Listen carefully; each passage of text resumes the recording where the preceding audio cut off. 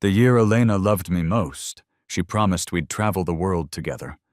Then she broke her leg skiing in Switzerland with her new lover, and that's how I found out she'd been cheating on me. I pulled my hand away and didn't look at her again.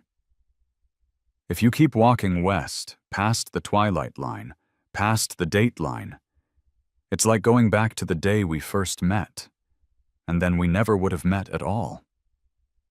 Elena's assistant, Ben, called me while I was looking at a postcard she'd sent me a while back. The equator says it misses the snows of Kilimanjaro. P.S. Missing you from Switzerland. I was amazed at how childish she could be, but Sam thought it was the height of romance. You guys are the perfect couple. I'm so jealous. You must have other postcards, right? Let me see them. I took a pen and wrote on a piece of paper. The snows of Kilimanjaro replied, "To exist side by side is a quiet joy." I considered it my reply. This had become our little ritual. Everywhere Elena went, she'd send me a postcard, and I'd write her a letter back. Sometimes I'd mail it, other times I'd wait for her to come home to read it. This time, Elena was in Switzerland for a project review and was supposed to be there for half a year. It had only been 3 months, so I wasn't worried that my letter would arrive after she'd already returned home. The phone rang right then, jarringly loud. The next thing I knew, Elena's assistant was telling me she'd broken her leg while skiing. I was surprised. Just yesterday, Elena had called to say she had 2 full days of meetings, so busy she wouldn't have time to eat or even call. How could she have broken her leg skiing today? Then a wave of concern washed over me. Maybe the plans changed, and she went on a whim. I was being paranoid. After Sam left, I went back to the bedroom, pulled out a photo from our honeymoon, and looked at it for a long time. I decided to go to Switzerland. I told Ben my plan and asked him to keep it a secret. He agreed enthusiastically, a hint of teasing in his voice. "Don't you worry, Mr. Kane. I definitely won't tell the boss. But honestly, she has no idea I even made this call. She told us not to tell you, probably because she didn't want you to worry." I mumbled an acknowledgement and hung up. A moment later, I got a text from Ben with the name of Elena's hospital. I put my phone down and started packing. As soon as I landed in Switzerland, I went straight to the hospital. I found the place without any trouble. During our honeymoon here, I'd spiked a high fever one night, and this was the very hospital Elena had rushed me to in a cab. When I got there, the door to her room was ajar.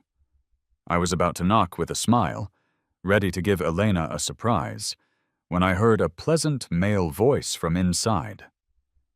"Boss, as your secretary, I often don't understand what you're talking about, so I bought a world map. I'm planning to study it." "A map?" Elena's laugh was hearty. You could tell she was in a good mood. "You should have bought a globe." "Huh? Why? I don't think globes are very useful. Maps are clearer. But honestly, I can't even read a map. When I get it, you'll have to teach me." "How did you become my secretary if you're so dense? With a map, all you can do is look at it. But with a globe, when you're bored, you can not only look at it, but you can also give it a spin." "Ha ha ha. I never knew you were into puns, Ms. Vance. It makes you seem so much younger, like there's no generation gap between us at all." "Am I that much older than you? People who can't talk their way out of a paper bag don't make very good secretaries, you know." Elena's tone was light and teasing. "Ha ha, Ms. Vance. They say there's a generation gap every 3 years. That puts 3 of them between us.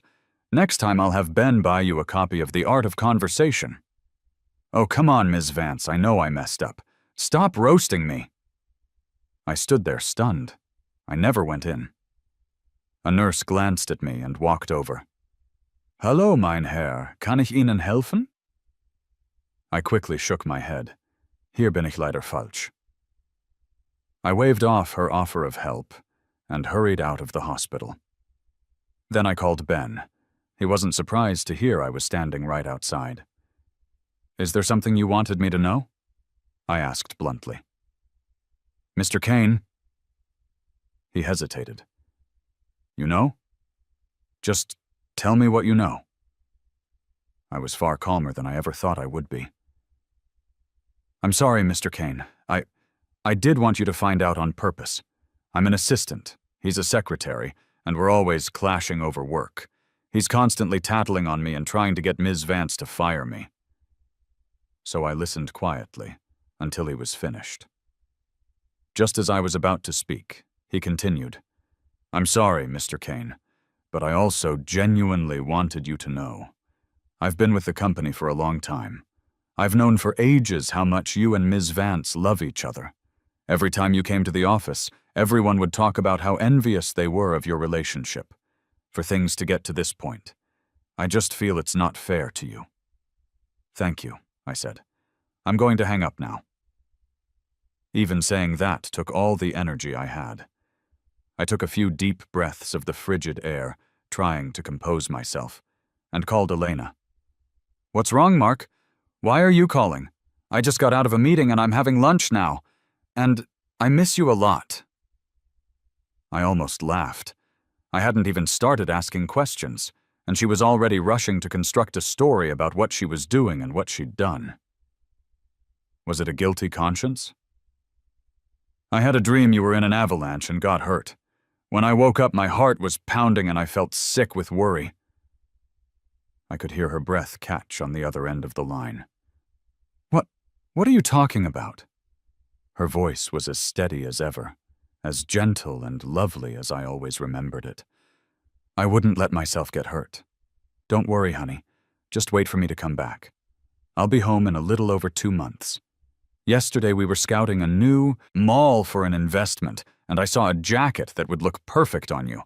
I already bought it. You're going to love it when you see it."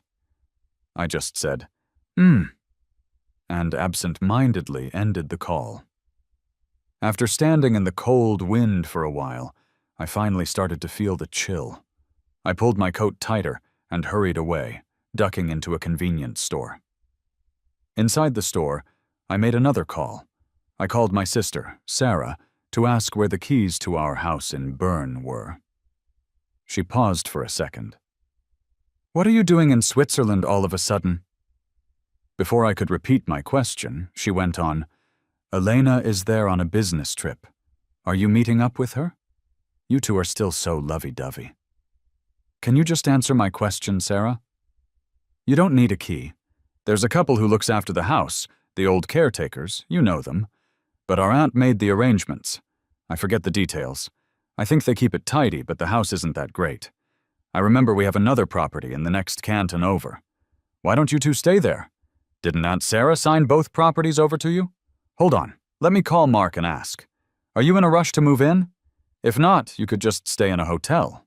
Maybe it was because the store was so quiet, but I could hear someone talking on her end of the line. The voice was definitely not my brother-in-law's. "Sarah, did you go back for Lily's birthday?" Lily is my sister's daughter. The other end went silent. The absurdity of it all hit me. "Sarah, when you were cheating, did you ever stop to think that your own brother would get cheated on too? Is this karma?" I hung up and sent a text to Elena's secretary. "I'm at my house in Bern. Tell Elena to come over. I'll send you the address." By the time Elena arrived, Mr. Muller had just finished making my bed and was about to make me some hot soup. I told him not to bother and convinced him to go to bed.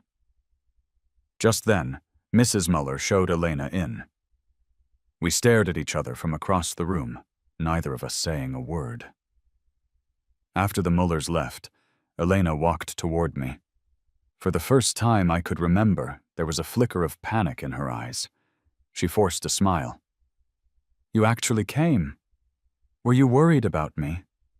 She took my hand, as if it were the most natural thing in the world, squeezing it. "You're freezing." I still didn't speak. She just stood there, as if waiting for me to pass judgment. It was warm inside, so I'd taken my coat off when I came in. She looked at me, a clear joy in her eyes. "You must not have missed me enough. I've been gone 3 months and you've gotten thinner. I thought my Mark would waste away pining for me." She said it half jokingly, as if waiting for me to give her a hug. Her eyes held a look of drowning tenderness, as if she still treasured me. But it was all a lie. I pulled my hand away. "Elena, which of your words are true and which are lies?" The warmth on her face froze. I couldn't even be bothered to look at her. It was all so fake, so disgusting. I thought I would fall apart, that I'd lose control. But all I felt was a profound confusion. I couldn't understand how the Elena I knew, the wonderful person she was, could have ended up here. How did she become the very person I despised most? Years ago, my mother walked away from a huge company in this city, from immense wealth, all to leave with another man. Later, my father finally agreed to a divorce, but then she changed her mind and tried to leave him, the innocent party, with nothing.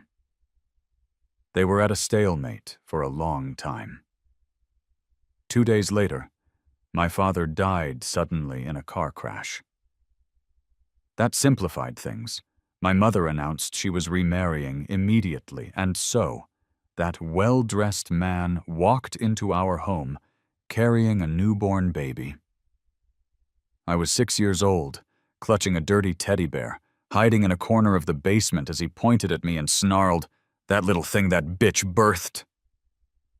At the time, my sister was stuck in New Zealand because of a passport issue and couldn't come home.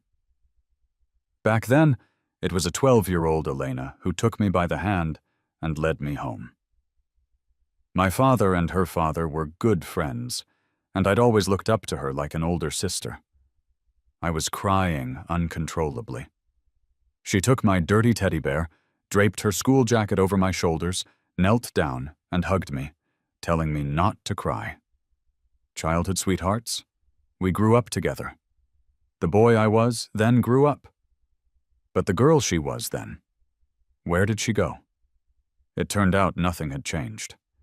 I had just climbed out of one pit and fallen straight into another. Is he that much better than me in every way? I don't get it, Elena. The words had barely left my mouth before the tears started streaming down my face. I thought I could hold it in. How did it come to this? I looked at her, completely lost. I was wrong, Mark. But you promised. When you married me at 27, you said you knew what I was afraid of, that you'd never let me end up in that situation, never let me end up like my dad. Is this how you keep your promises? Is it because you think I'll believe anything you say, so you feel no guilt when you lie to me, no fear of being caught? Anyone could have deceived me, but why did it have to be you, Elena? There was nothing more to say. I pushed her out of the inner room toward the front door. She grabbed my arm. "It's my fault, Mark. Please don't get upset." I glared at her. "Let go." She fell silent and released me. As I closed the door, she braced her arm against it, the veins popping on her skin. "Let me in. I'll explain, Mark." "Did you sleep with him?" "What? Did you kiss him?" She didn't answer. "So what is there to explain?" "I don't like him. I was just drunk." "Do you even believe the words coming out of your own mouth?" I forced the door shut, but suddenly I heard someone shouting from outside. "Miss Vance! Mr. Kane!" I looked past the door and saw him. It was really Elena's secretary, Ryan.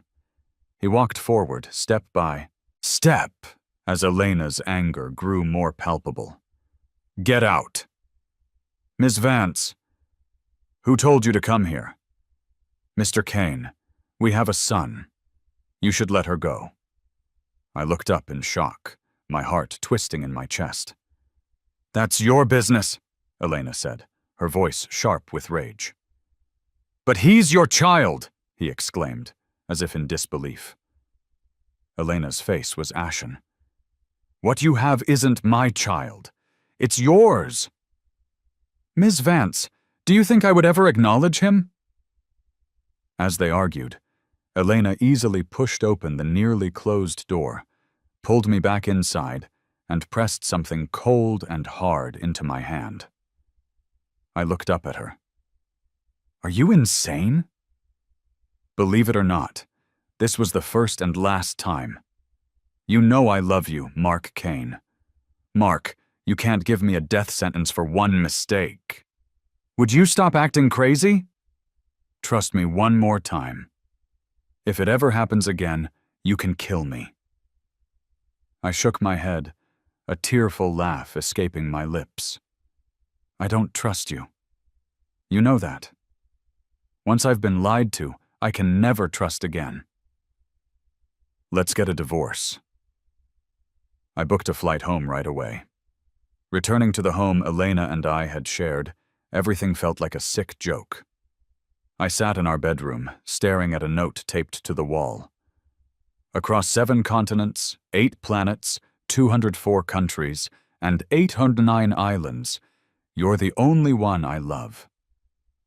She wrote that with such conviction after our trip to Iceland. But she wasn't the one who loved me most. The only person who loved me most was me, because I'm the only one who will never betray myself. "The North Atlantic current will always warm Murmansk, and I'll always hold you tight. I'll face the wind for you." She wrote that when we watched the northern lights from that ice-free port. It used to be true. Back then, she was a little taller than me. When she led me away from my house and said, "It's okay, don't be scared." It was true, but not anymore. That's all in the past. Things change. People change. The day after I got back, Elena returned too. I thought it was pointless. Why abandon a perfectly good business deal for this? She nearly knocked the door down, but I didn't budge. Then, sitting in the living room, I heard arguing outside. I opened the door to see 2 people who looked ready to tear each other apart. One was my sister, Sarah. The other was Elena. A showdown between 2 cheaters. It was hard to say who was worse. "Elena Vance, you have the nerve to come back? I trusted you with my brother, and this is how you treat him? Huh? Do you have any conscience at all?" "Let go of me, Sarah. You're one to talk. You think you're so clean? You dare say you haven't been to all those parties? You have the gall to talk about me? You were sleeping with your secretary. How can you even stand to look at yourself? Stop putting on a show.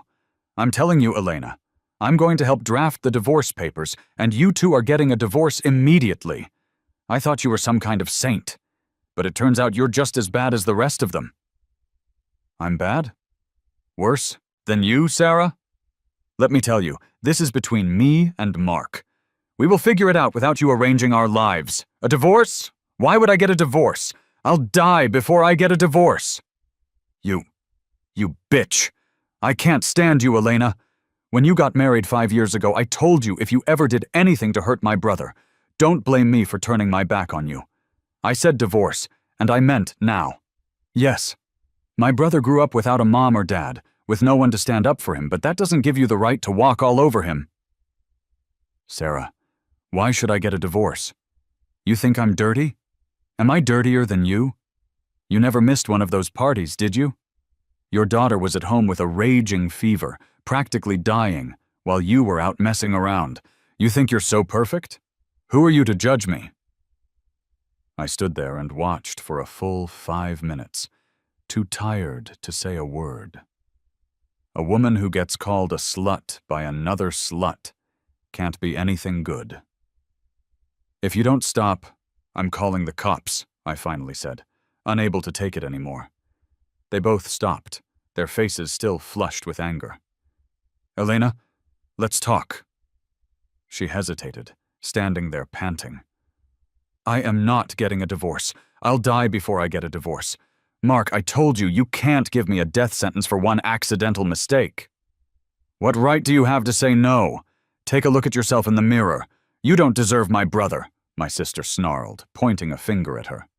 "You're a year older than me, Sarah. You've got some nerve." "Stop it," I said, feeling utterly exhausted by the whole drama. "Elena, come inside. The divorce papers are on the table.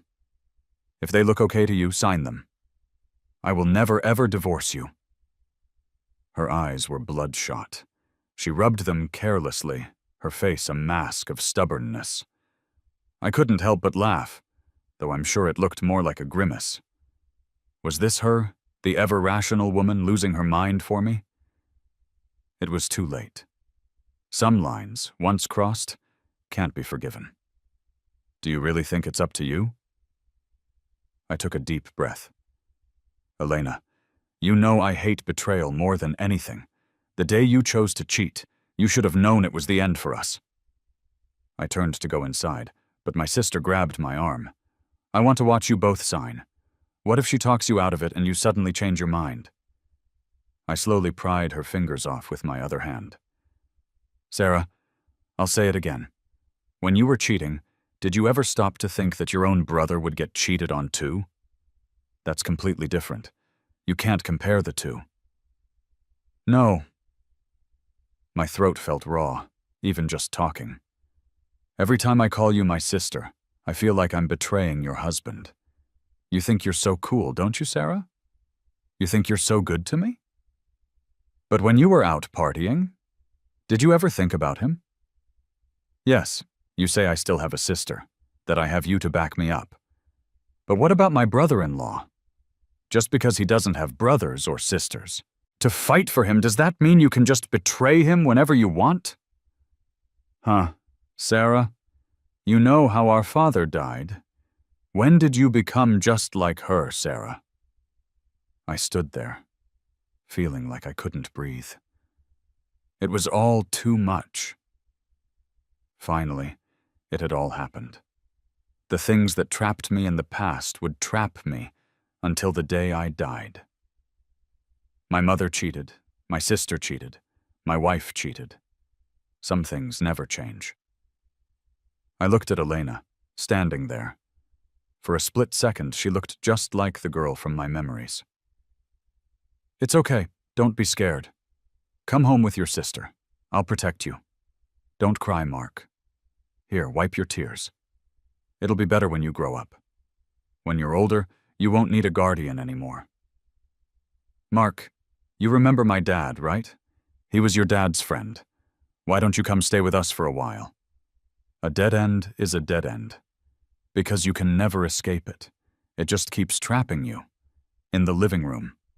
I poured myself a glass of hot water and drank it quietly. Elena stood there, and in a few quick motions ripped up the papers I had printed. I glanced at her, and I saw defeat on her face. She was only 32. Your 30s are supposed to be your prime. She had destroyed my marriage, and she had destroyed herself. It was all karma. "Mark Kane, you want to divorce me this badly? You don't want a single thing that isn't yours?" "Isn't it good enough that I'm not leaving you with nothing?" I said quietly, though my heart felt like it had been ripped to shreds. "Leaving me with nothing? I wish you would, Mark. But did you? No. You gave me a death sentence, divided everything up cleanly. You even calculated the cash value of every gift I've ever given you and listed it on this paper, demanding to pay me back. Do you hate me that much? You won't keep a single thing that's mine? Is there a problem? I just want a divorce. As for your things, you're right. I won't be keeping them. It would be too painful to have them around. Every time I looked at them, it would be another stab in the heart. Pain is something to be avoided at all costs, not something to indulge in by staring at old memories. To my surprise, Elena walked right up to me and dropped to her knees. I don't want a divorce, and I won't get one. Mark, don't force me. I'm not letting go. She grabbed my hand, her grip so tight it hurt. I'm not letting you go. Your sister already left, and in 10 minutes a team of bodyguards will be here. I'm not letting you leave, Mark. No one is going to tear us apart. Are you insane? I struggled, but I couldn't break free. Mark, you can't do this to me. We'll find a way to have kids. I'll love you both. Do you want our child to grow up without a mother and father just like you did? I tore my hand away with all my might and slapped her across the face.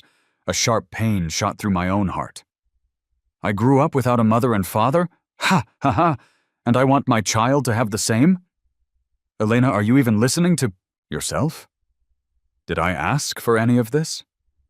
The person who ruined our marriage wasn't me, was it?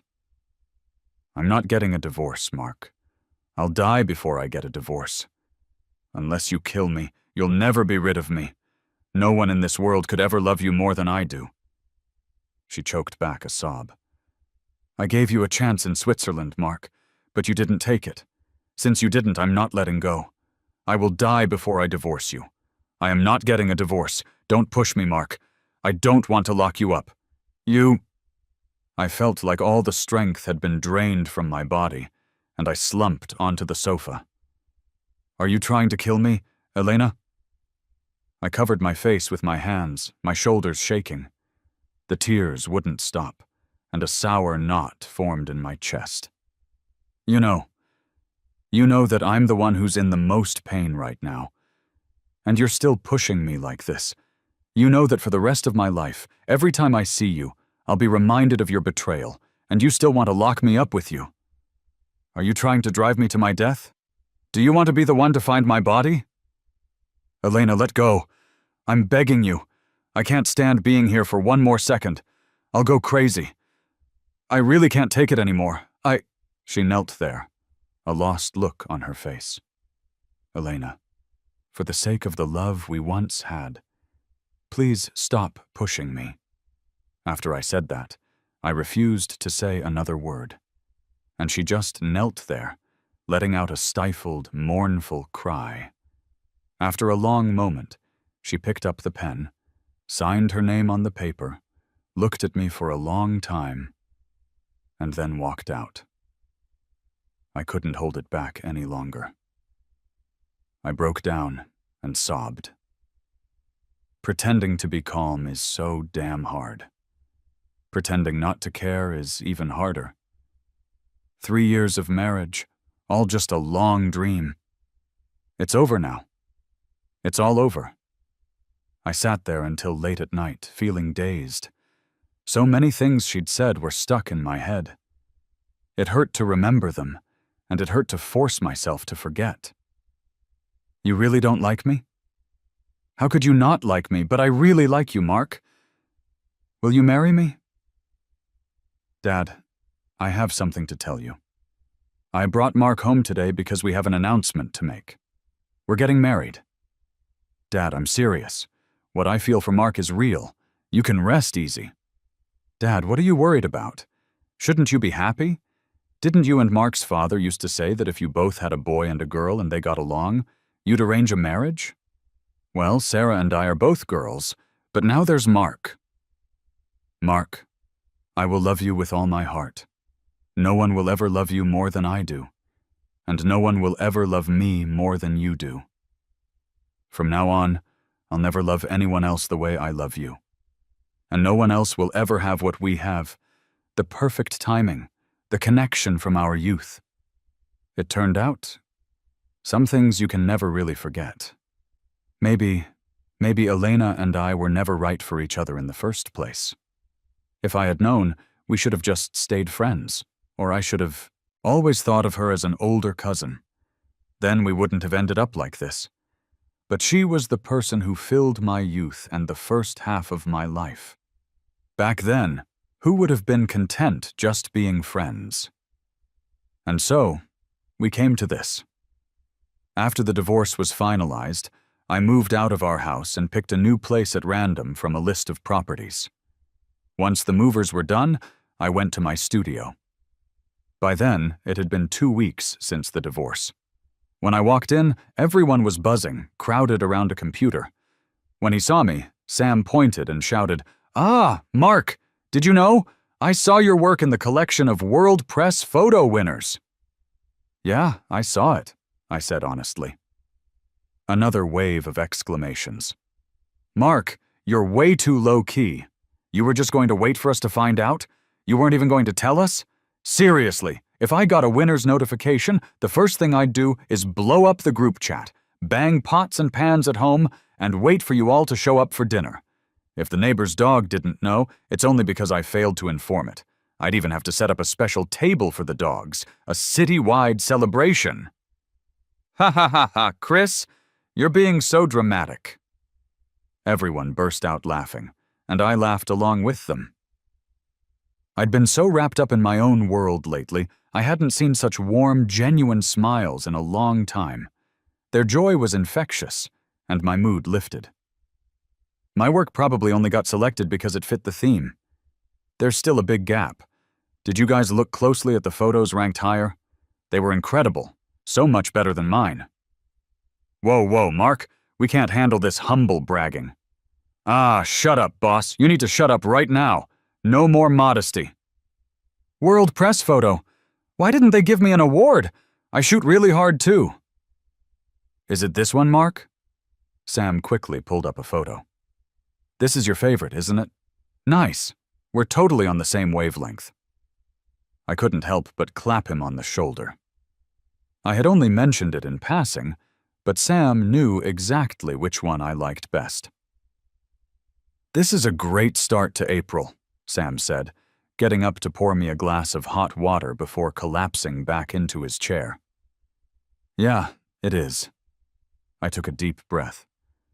"I have something else to tell you guys, though you've probably already guessed. I'm divorced." The smiles vanished instantly.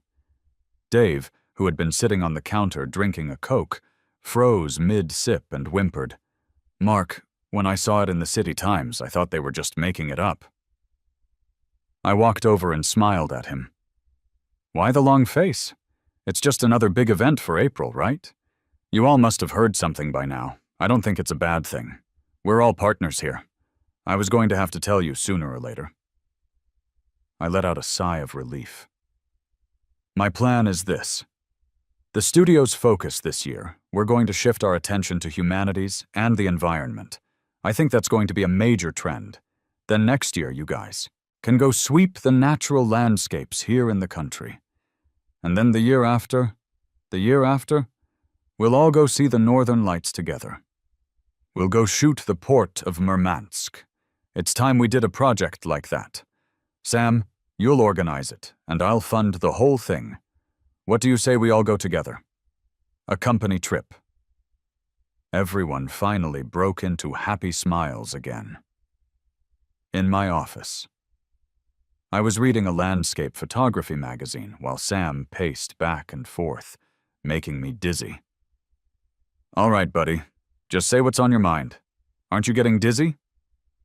He finally sat down across from me. Sam looked at me, his eyes filled with a mix of emotions, but he didn't say a word. "Hey, don't worry about it. I'll get through this."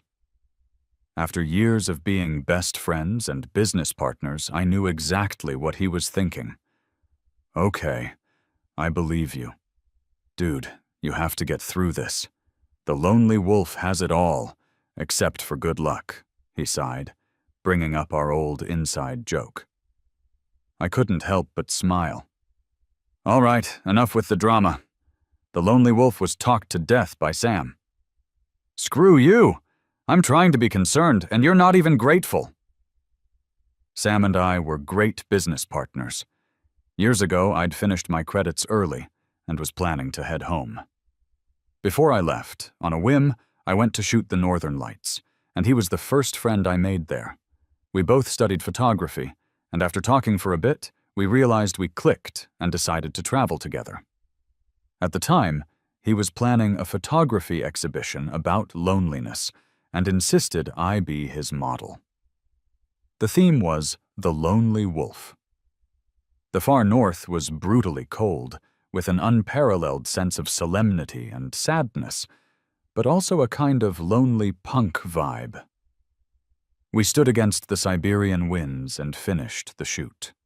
The result was an entire exhibition of photos of me wandering through misty, snow-covered landscapes, or standing in the quiet, blue-toned night. Sam said later that just by standing there, I gave off a feeling of not belonging to anyone, of being unattainable. He'd picked the right theme and the right model. The exhibition was a huge success, and Sam became a minor celebrity. My hands, however, got frostbite. So the running joke between us was that the lonely wolf actually froze to death because he had to pose in a thin jacket in sub-zero weather. Later, when we returned home, we were shocked to discover we both lived in the same city and super close to each other. So we decided on the spot to open a photography studio together. Over the years, we've hired some great talent, attracted some excellent landscape photographers, and established a long-term partnership with the biggest production company in the area. You could say our startup was a success.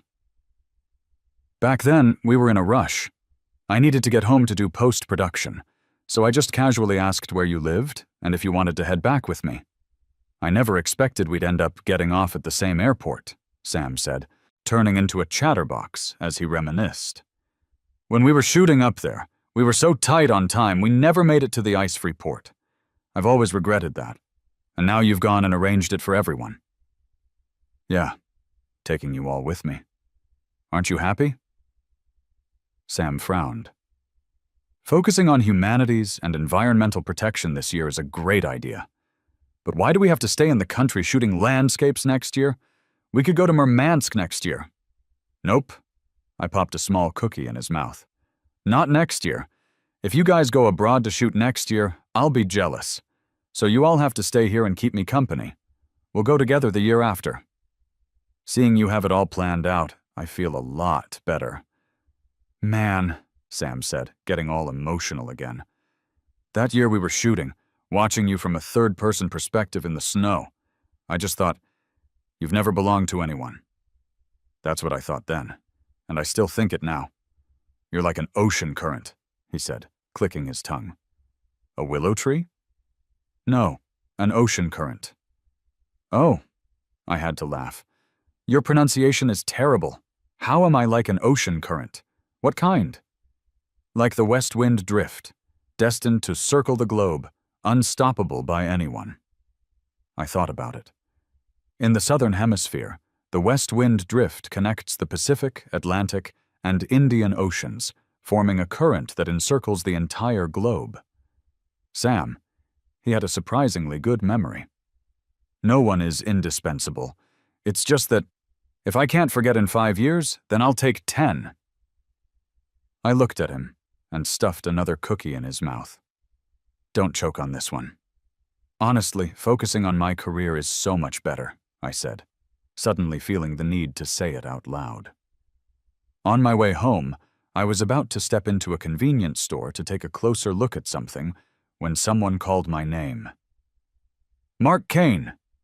I turned and saw Elena's secretary, Ryan.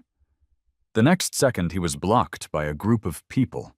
A line of them stood between us, forming a solid wall around me. The man in the lead spoke up. Sir, we're bodyguards hired by Ms. Vance. That's when I realized it hadn't been my imagination. I really was being followed lately. Then one of the others spoke up timidly. Not me. A few of us were sent by Ms. Kane. The two groups had mixed together. Did they not even realize it themselves? Ryan started screaming like a madman. Why? How is this fair, Mark Kane?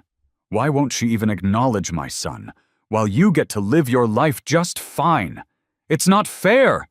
She told me she liked me. Since you don't want her anymore, why won't you let me have her? I'm dying. I love her so much. Yes, your family is rich and your sister is powerful, but my family is just as good. My parents only have one son, me. I even took a job as her secretary just to be near her. When you joined the company 3 years ago, Elena was already married. As your parents' only son, are you proud of yourself for destroying someone else's marriage? Does that make them look good? Our commotion had already attracted a crowd of onlookers. Someone even pointed and said, "Look, are they filming a TV show?" I left quickly. I ran into Elena at the door to my new apartment. I guess I should have expected it. Is there really no going back, Mark? In the few weeks since I'd last seen her, she had regained her polished, executive demeanor, but the confidence was gone from her face. Don't do this, Elena. Don't make it so that the only memories I have of you are bad ones. Let's leave each other with a little dignity. Okay. She smoothed her hair, turning her head to look around. When she faced me again, her eyes were red. I'm sorry, Elena said, her whole being radiating sorrow. I didn't say anything. I didn't know what to say. One word was too many, and 1,000 were not enough. Mark, I never really liked him, not even a little. It was just a stupid mistake. Elena, it's time to turn the page. Let's not talk about it anymore. Don't make me hate you even more. I went inside and didn't look back. From now on, the girl who took my hand and led me home, the young woman full of life who said she wanted to marry me and travel the world with me, the more mature, successful woman she became, and the woman who later betrayed and deceived me. They would all slowly fade from my memory. I would still hate. It would still be hard to forget. But it's over now. No need to bring it up again. What 5 years can't fade, I'll let 10 years erase. The only person who loves me most is me, because I'm the only one who will never betray myself. It will always be this way. I've finally learned to stop looking for security in other people. I smiled and told myself, love isn't everything. There's no need to compromise. I still have a long, long way to go on my own. That's the freedom I want. A long journey until the very end.